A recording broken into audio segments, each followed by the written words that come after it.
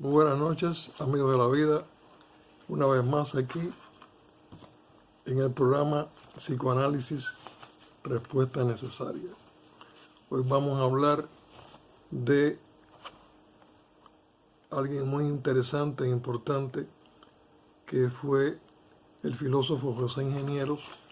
Las décadas del 50 y 60 fue muy leído, muy estudiado y fue una esperanza dentro de los análisis de la filosofía personal y humana. Por eso he querido recordar aquel concepto y he hecho una especie de reflexión junto con nuestras necesidades de analizar las cuestiones y la dinámica psicológica del ser humano. Digo así, del hombre mediocre al hombre inepto. Es decir, su obra, El hombre mediocre, fue una obra muy exitosa y tenemos que entender que en aquella época el hombre se refería a ingenieros, a todo ser humano, a todo tipo de género. Cuando el gran escritor y filósofo José Ingeniero nos dio un impulso importante mostrándonos el significado profundo de vivir en la mediocridad, es decir, hacer del hombre algo más que nacer, crecer y morir, algo más que ser un obediente y acostumbrado a recorrer la vida sin aportes sustanciales y sin conocerse a sí mismo ni conocer a los demás. Entonces aquella juventud, influenciada por superarse y por conocer, ignoraba que después de las dos grandes guerras mundiales sucumbiríamos a la mayor de las decadencias éticas, morales y humanas. El filósofo Federico Nietzsche, injustamente atacado como todos los pensadores profundos, ya había alertado de que el hombre estaba en una realidad deplorable en cuanto a desarrollo personal. Planteaba aquello del superhombre. Así tenemos en el terreno de la ciencia el surgimiento del psicoanálisis. Sigmund Freud, que realiza una de las aportaciones más importantes en cuanto al conocimiento psicomental del ser humano. Parecía que con estos maestros y todos los recursos empleados para dejar atrás la pesadilla de la guerra, la sociedad y el hombre reflexionarían sobre los enunciados del hombre mediocre y con todo el sufrimiento y fatalidad experimentado, reflexionaríamos y aprenderíamos a superarlos. El siglo XVIII y XIX habían aportado poetas, escritores, científicos, pintores, es decir, y las diferentes corrientes religiosas habían transitado importantes periodos históricos almacenando y predicando ética y moral en un intento de hacer del hombre algo parecido a imagen y semejanza de un creador universal.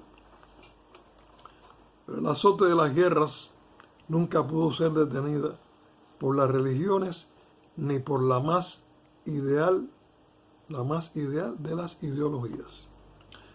Sumidos siempre en la mediocridad, en análisis real y completo de nuestras realidades, siempre fue decidida por un pequeño grupo de poderosos con controles de los recursos y los elementos represivos del poder. Siempre un líder logró cautivar a las mayorías, movilizando su agresividad y logrando que esa agresividad convertida en odio permitiera que el hombre olvidara uno de los más importantes mandamientos éticos, el de no matarás. Sigmund Freud nos habló por primera vez del tema de la agresividad, tan es así que en el método psicoanalítico una de las tareas principales del analista es manejar la agresividad del paciente y todos sus profundos odios, envidias y descontroles creados en su desarrollo infantil y su mundo y su entorno psicológico. Si queremos saber qué le pasa a un loco, podemos afirmar que está lleno de agresividad y esto le impide, por miedo y por bloqueo, tener todo tipo de relación afectiva normal con sus semejantes.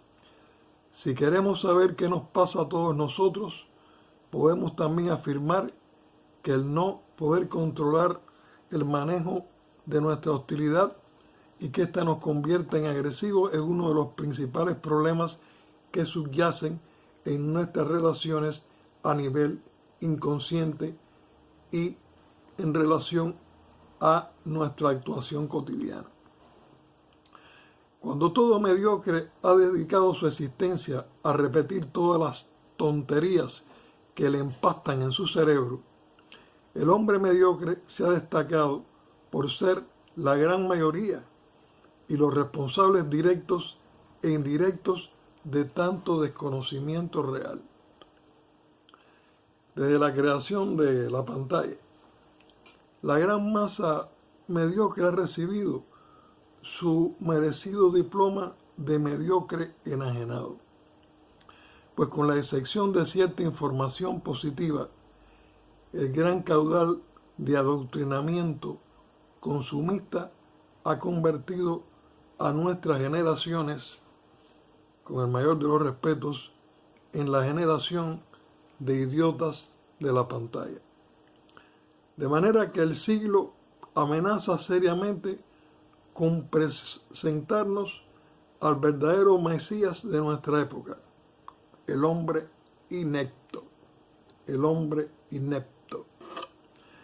Cuando leemos diariamente las informaciones que nos dan los medios comerciales y los medios gubernamentales, comprobamos de inmediato que son para personas con cultura de pantalla y de análisis bien simple. Conversar con la juventud en nuestros días es menos instructiva que tratar de entendernos con las mascotas. Al menos las mascotas no están tan enajenadas y sus miradas son espontáneas. Pero el ser humano que se ha estado fabricando por los nuevos padres, adictos y llenos de deficiencias emocionales, sumado a la tragedia social del narcotráfico, las políticas de represión, las respuestas ineficaces a nuestras problemáticas y ese gran caos de insatisfechos donde estamos siempre a expensas de los mediocres. Profesionales mediocres, políticos y dirigentes mediocres, instituciones sociales corrompidas de mediocridad y burocratismo, han presentado en sociedad a un primo cercano del hombre mediocre del filósofo José Ingenieros. Me refiero al actual y mayoritario hombre inepto.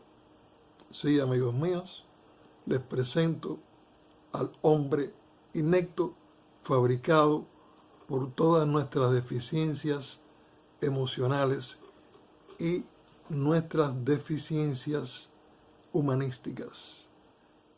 Esta es una reflexión muy seria para todos. ¿Qué hemos estado construyendo y qué vamos a terminar construyendo o destruyendo? Es muy importante la salud mental, es muy interesante que sepamos que la psicología humana y la salud mental está ligado también a la filosofía sana y al pensamiento más productivo, capaz de desarrollar verdaderos seres humanos, que no solamente dejemos de ser mediocres, sino que dejemos de ser ineptos, que podamos de verdad brindar una sociedad verdaderamente humanística, verdaderamente desarrollada, pero desarrollada de una manera integral. Un ser humano integral, un ser humano que no esté tanto lleno de adicciones, sino un ser humano que sea capaz de ser sano y disfrutar la alegría de vivir. Muy buenas noches, amigos de la vida. Una vez más, psicoanálisis, respuesta necesaria, esperando por sus preguntas. Muy pronto empezaremos a tratar de interactuar y será muy interesante. Que pasen muy buenas noches. Amigos de la vida, los quiero siempre.